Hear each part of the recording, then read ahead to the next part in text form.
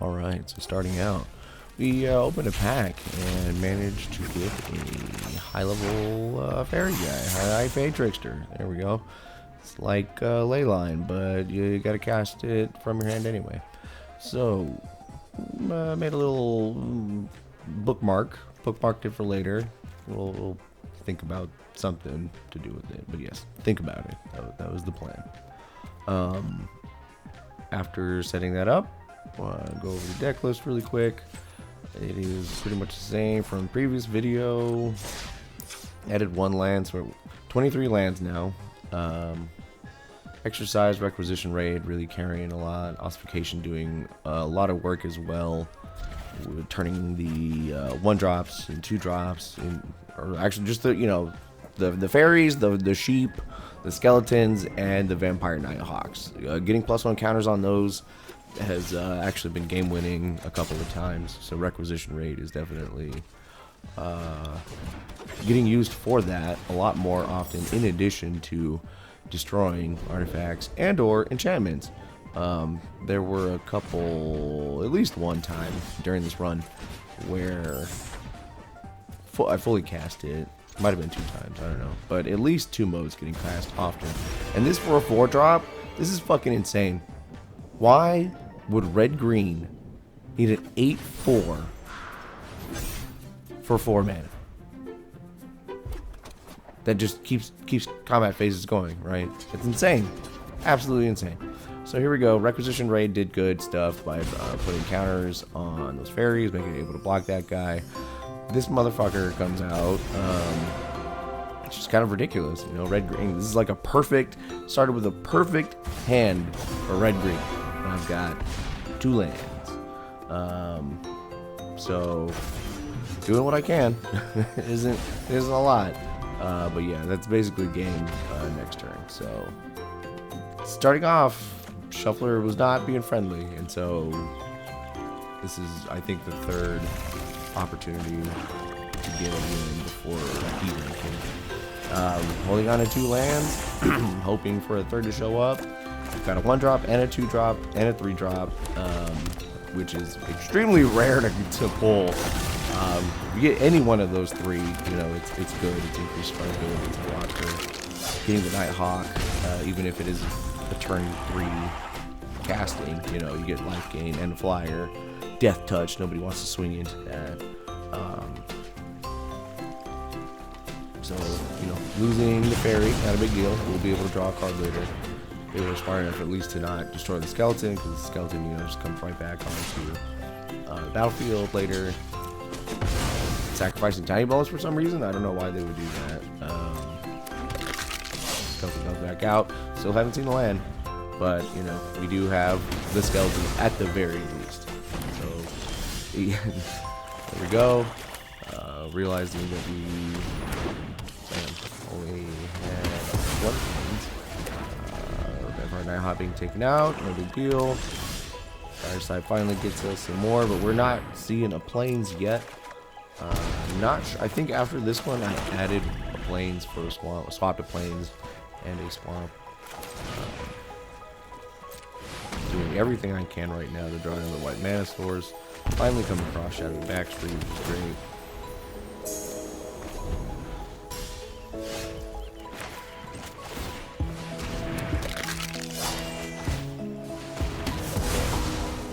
Very burn deck, red-black, doing its thing, but they didn't get a perfect, insane 4-drop massacre like the red-green game before this. So now we're just filtering lands more or less until we can get what we need. We're continuing to remove everything we've got. The thing for the Enduring Innocence just becomes an enchantment. Hoping against everything that they don't have enchantment removal. So far so good. 1-drop. That's the 1 card drop we're gonna get. So I figured pull out the skeleton now, and then we'll have the other land come out. Turn after, draw a card, all that good stuff. We also can hard cast Sire. I'm kind of just keeping it held on to for now, because I feel like they've had removal all fucking game, so maybe it's a good idea to be able to protect the sire. So I've got my 2 mana up for Final Showdown. Final Showdown has come in clutch several times now, and it's a good thing I held on to it. Phyrexian Arena for me, yeah, they've got... I've been seeing so many... Final Showdown coming clutch. I've been seeing so many decks, so many people making decks with over 100 cards, and I'm surprised at how often it works out, but also, it's, I don't know. I don't know what to say. Once we get to Mythic, we'll see how it shakes out. If I see any meme decks in Mythic, I'm gonna worry. I'm gonna assume that they got to Mythic with a different deck and are just memeing with the silly deck. So, finally, coming through. Inevitable victory. Bam.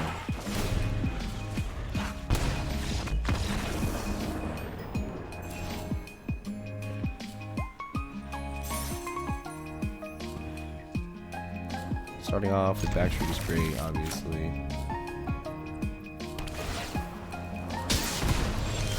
It's a 2-drop, recurring 2-drop.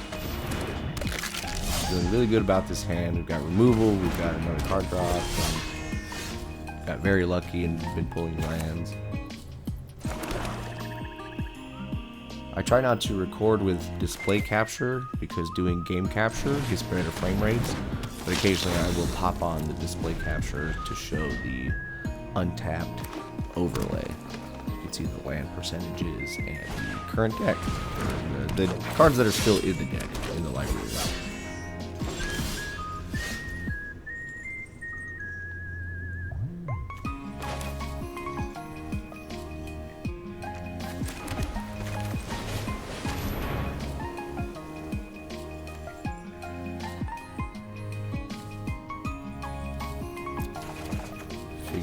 Pulling those 2 lands would get me to guaranteed 7. So if I ended up pulling a sire at some point in the future, I'd be able to cast it and not have to worry about drawing more lands.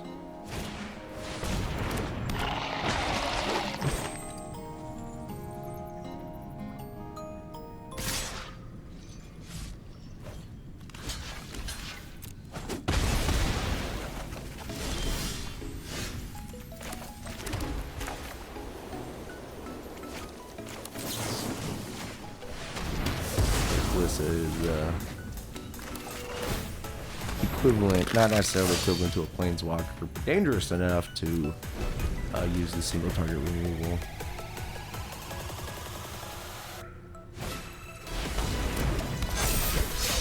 At this point, you know, hoping to see a board wipe.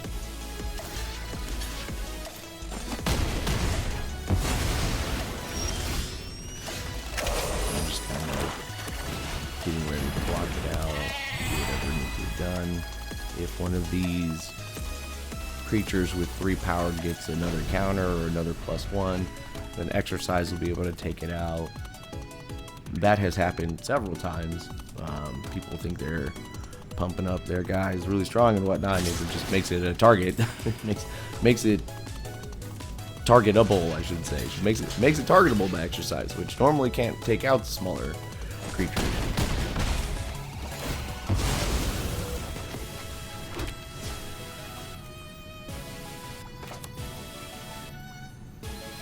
Being able to get a card on the enemy's turn is really good. That's another reason to keeping skeletons for that. For bringing up another, casting another creature on your turn.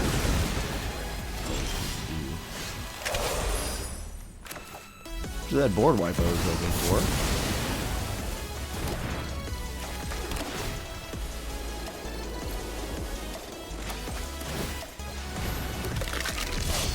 A few matches definitely people had the exiles ready, and a couple skeletons got removed or a couple lands got exiled, and so things were a little bit tougher, but still managed to make it through.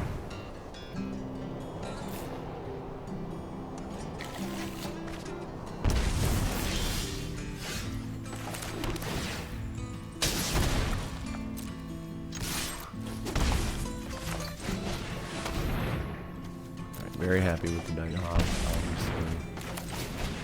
At this point, I would be considering using Requisition Raid to put a counter on both of them.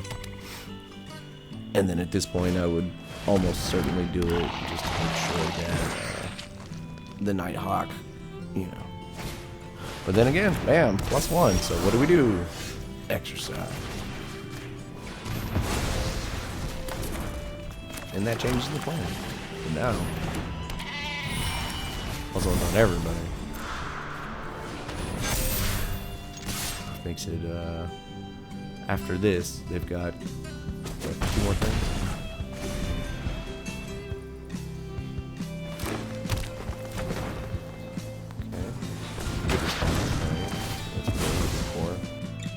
Life gain or anything, unfortunately.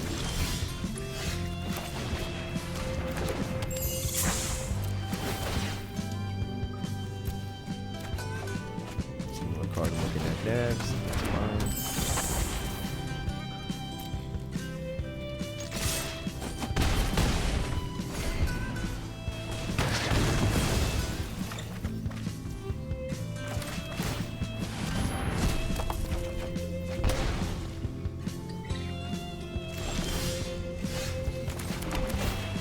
Sure, why not? Probably won't need it, but let's go. Another card.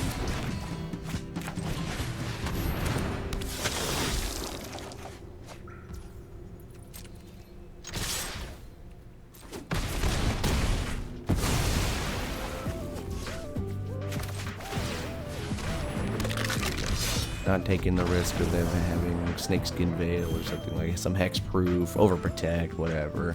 Just swing in, make them. Right. Put in Ossification.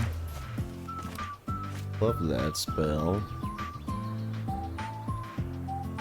Don't know why it didn't pop into my mind when I thinking about Planeswalker removal. But I finally did use the search function and remembered it existed. So the deck curved down. We still have +1 land. We have 23 lands now, I think, and that's fine. That's fine. Alright, so obviously very happy with this starting hand. Would have preferred, you know, a 1 or a 2 drop. That's okay.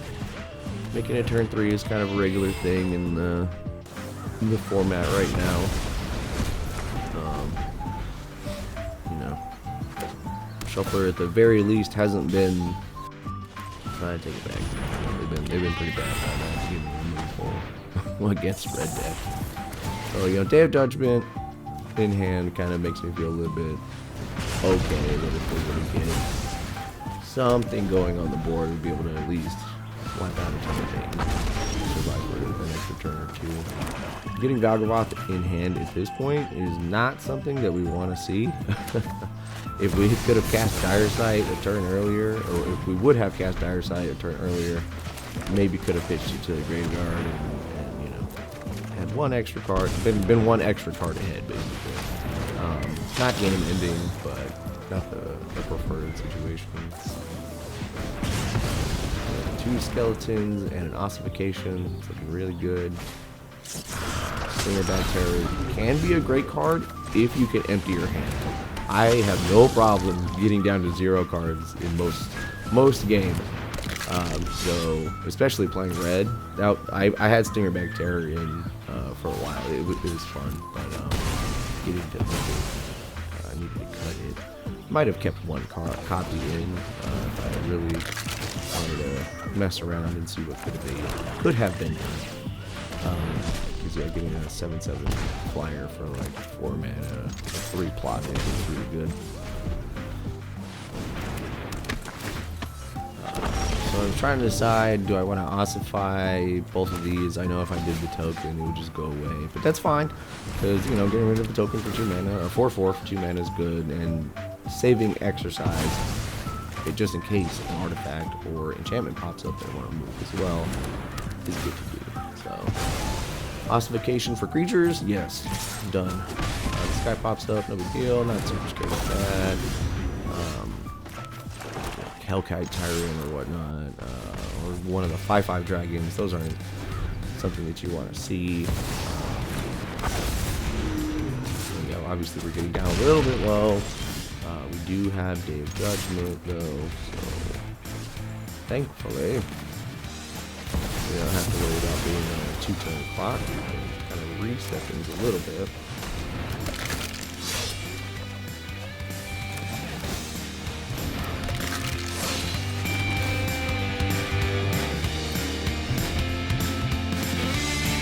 Once we finally got value locked, over quickly.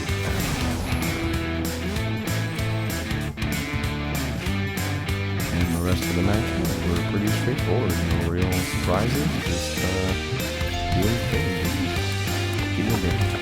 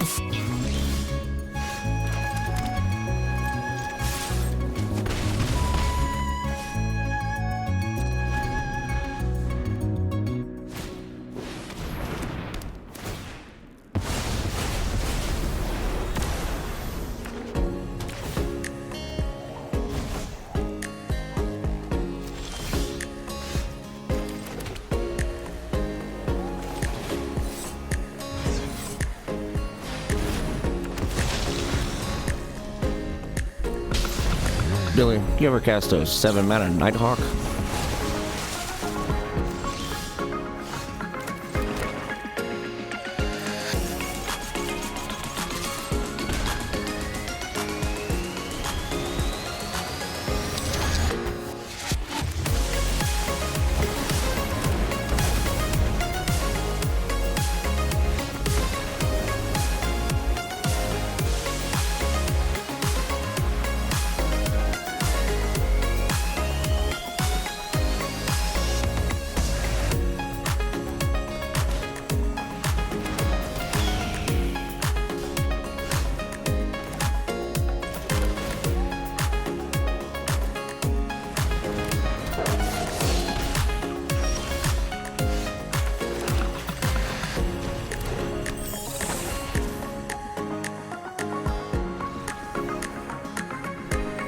I'll take it. I'll fucking take it.